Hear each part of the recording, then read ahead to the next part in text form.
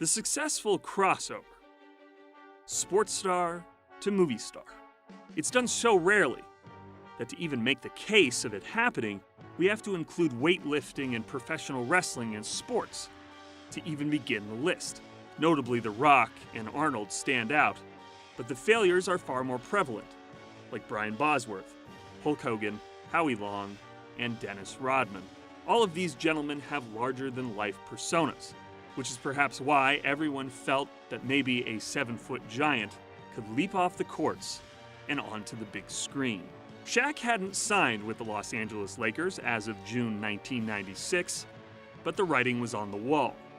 After all, Los Angeles was movie town, and Shaq fashioned himself a movie star, even though his first film, Kazam, was less than, well... In 5,000 years, you're the only friend I've ever had. And when you needed me the most, I wasn't there.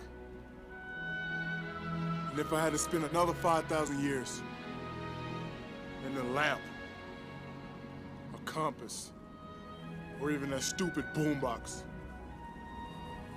I wouldn't care. I just wish I could have granted your wish. I wish I could have filled your heart.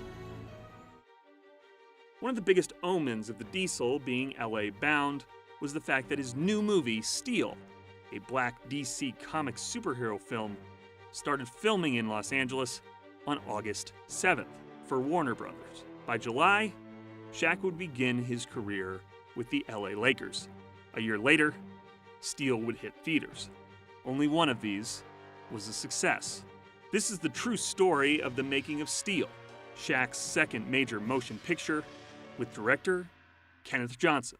In 96, I guess it was late in 96-ish, or 97, that I got a call from Joel Simon, and who has now died, and Quincy Jones. And they said, we got this project that we'd like to do, and I'd like to have you write and direct for us.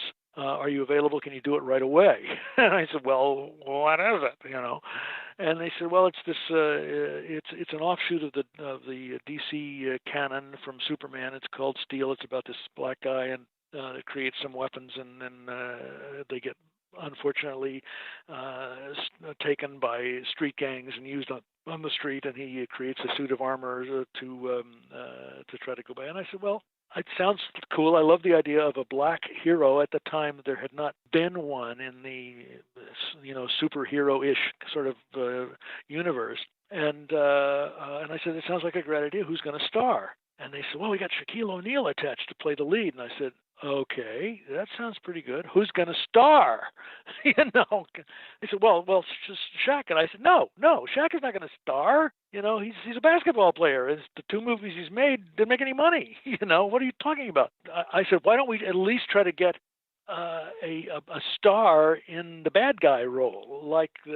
Why did Warner's hire Arnold Schwarzenegger to be in Mr. Freeze in Batman? It's because they knew that George Clooney wouldn't open the movie. And I said, just spend some money and bring in a major name for. You got to surround him with stars if you're going to have the movie open. And I fought them all the way tooth and nail until we started shooting to do that. And the Warners just didn't want to spend the money. And they said, we really are confident that between the concept and your work, Kenny, and that we can do it. And Shaq had just signed a big $250 million contract with Lakers, so he was front page news. Not in the movies, but so I read the comic book, and I said, you realize, of course, this is an R-rated comic book. And they said, what are you talking about? And I said, well, the weapons this guy has created have tremendous power, and they are blowing people's brains and intestines all over the walls. Look at the comic book. Is that what you have in mind? That's not a PG-13 movie, and it's the kind of movie that I wouldn't want to be involved in. And they said, oh, no, it has to be PG-13. And I said, okay, well, what do we do about these weapons? He said, well, you'll figure something out, so they always end up, throwing it back at you. And they were also in a really big rush at the time because he had the Olympics coming up, and then he had to start the season for the Lakers. So the window of opportunity to do this was really, really, really narrow. And Jeff, Joel Simon, had told Quincy, a little bit about my background and how fast I could write generally and get things done. So, they came at me and I said, okay, as much as I was in disagreement about the possibility of success because of a lack of the star to open the picture, I figured, okay, well, these guys, Billy Gerber and Lorenzo de Bonaventura, who were the co-presidents, go figure that one out, of Warner Brothers, they were convinced that it was going to fly. And and that they couldn't lose. So I ended up creating this thing that was sort of a poor man's Iron Man, but without Robert Downey Jr. and without about $120 million more. So our budget was like around, I think it was $21 million was the budget. The only thing I took from the comic book was the basic essence of it, that he had created these weapons that got out onto the street and he had to get them back, and everything else. It was just all my my doing, which was written incidentally very, very fast, as I have been known to do, and so that we could make the shooting schedule and get the film rolling through the camera, and it was not easy. And then we had a lot of visual. Of course, all the weapons had to be visual effects. I created these two weapons: the sonic weapon that could blow a house, the wall of a house in, or a bank, or turn a car over, or something like that. And these smaller handheld weapons, which fired these little bursts of, like a golf ball sized electrical energy that went across the street, leaving a little trail of smoke behind them. And they looked pretty cool, but they were not shattering, And I said, okay, what happens when it hits a car? Okay, if it hits a car, it makes a spark. I get that. What happens when it hits somebody?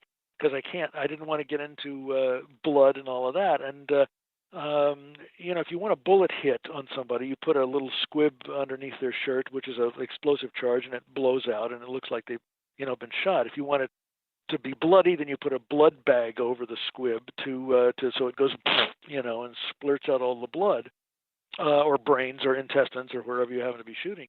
But I didn't want to do any of that, and I remembered something I'd done on V back in the 80s, where I took this material called flash paper that magicians use. I don't know if you've ever seen it.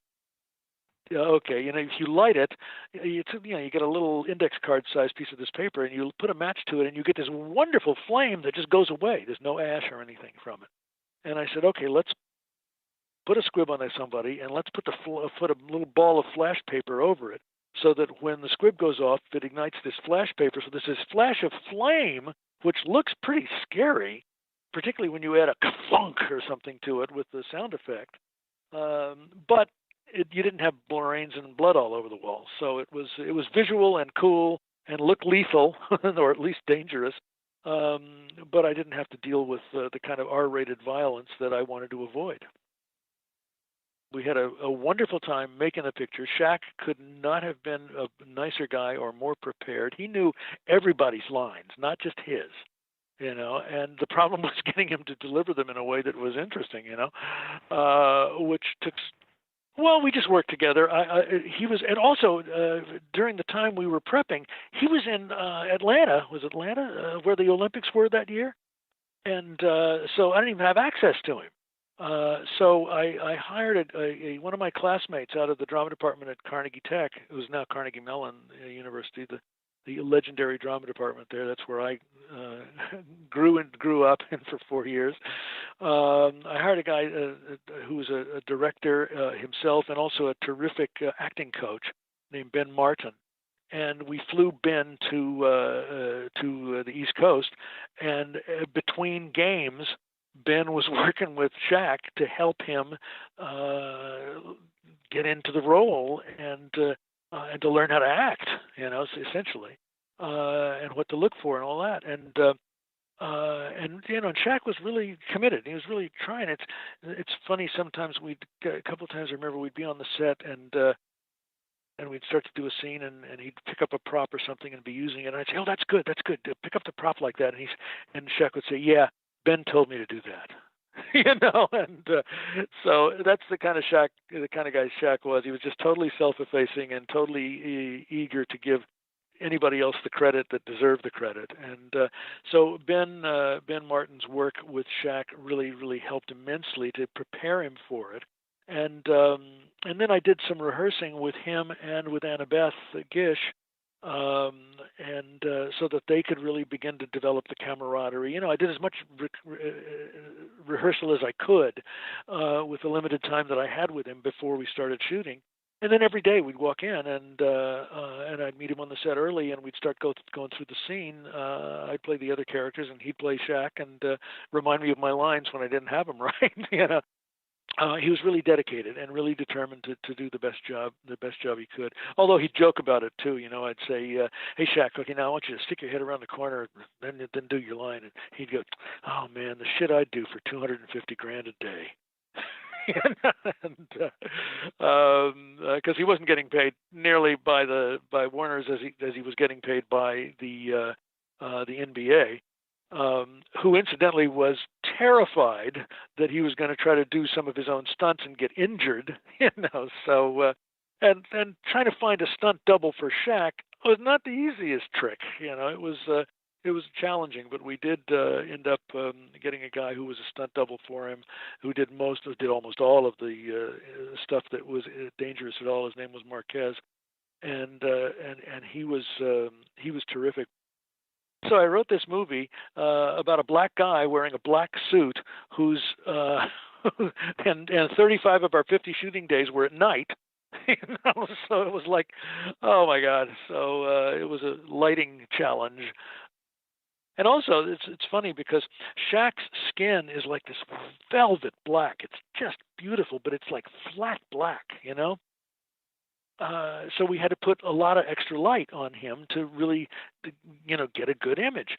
And there were times when he'd be sitting right next to Annabeth Gish, who was like the whitest white chick in America, trying to get lighting to work for both of them at the same time. We'd have 4 times the amount of light on Shaq that we had on Annabeth, and it was challenging, Jake. But everybody was a good sport, and we all had fun. That was the most important thing.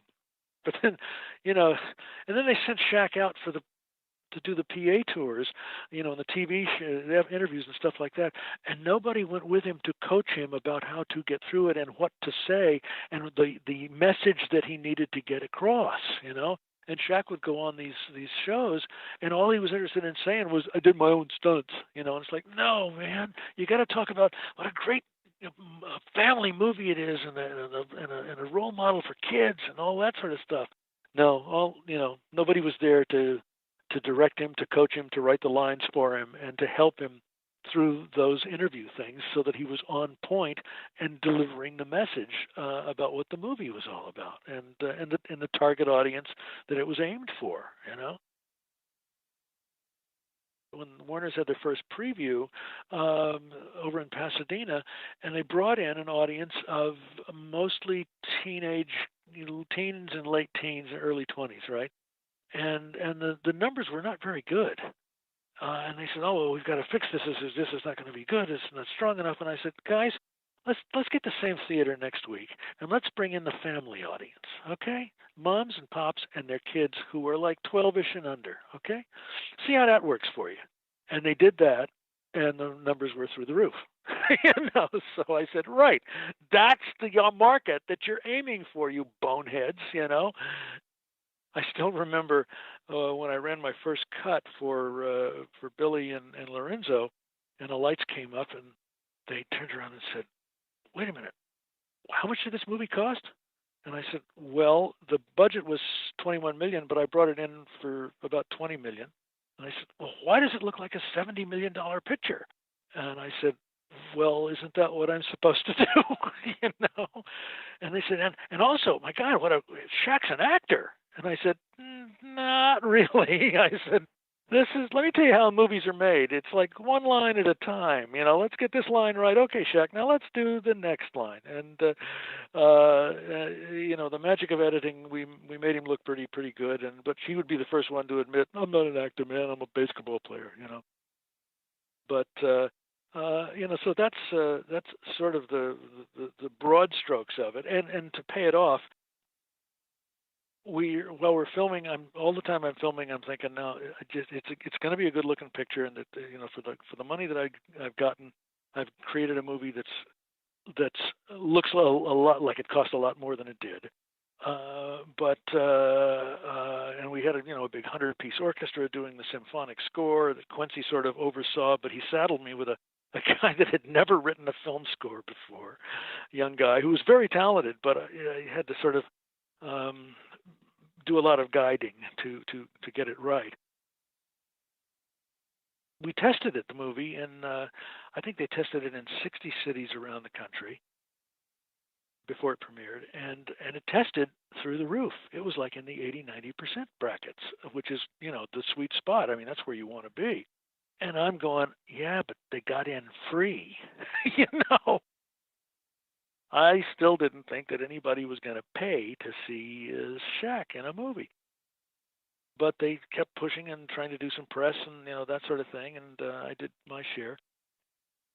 The weekend that we held our premiere screening at Grauman's Chinese, big screening with the street closed off and Hollywood Boulevard and everything, and Magic Johnson and a lot of other guys there and to help their pal and all that. I heard that weekend while we were having our premiere, Warner's had opened another movie that weekend, which was called Conspiracy Theory, with Mel Gibson and Julia Roberts, who were then at the peak of their popularity, and the picture didn't open.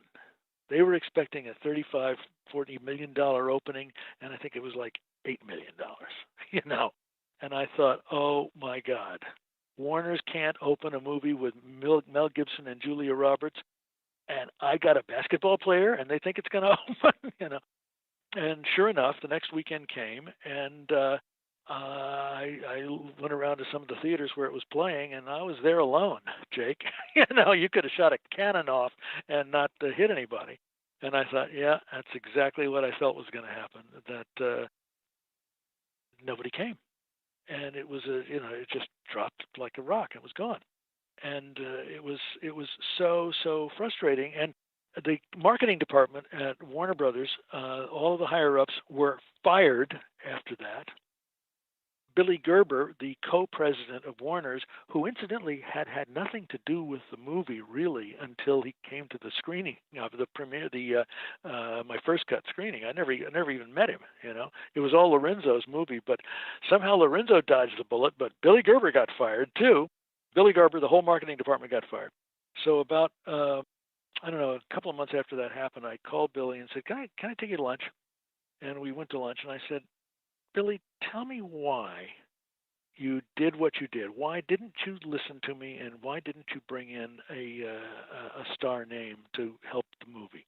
And he said, "Well, I tell you the truth, Kenny, up until the week before you started shooting, we were thinking about it, really thinking hard about it.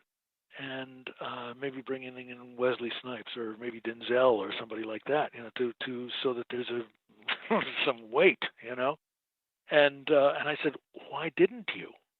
And he said, well, because the marketing department came to us and said, we think we can sell more toys with Shaq than we can with somebody else, and I said, Billy, you can't sell more toys if the movie doesn't open. You've done this before, hadn't you? What, were you crazy? And he said, I know, it was a terrible, terrible decision. And I said, yeah, yes, you're right. It was, extraordinarily frustrating. Steel didn't click with fans, and on its $16 million budget, it only grossed 1.7, and all but ended Shaq's dual movie star, basketball star dreams. I don't regret it from the experience I had, but from with the people that we did it with, but certainly from the standpoint of what it could have been and how much better it could have done in the box office. It would have been nice. But, it's Hollywood, and nobody knows anything.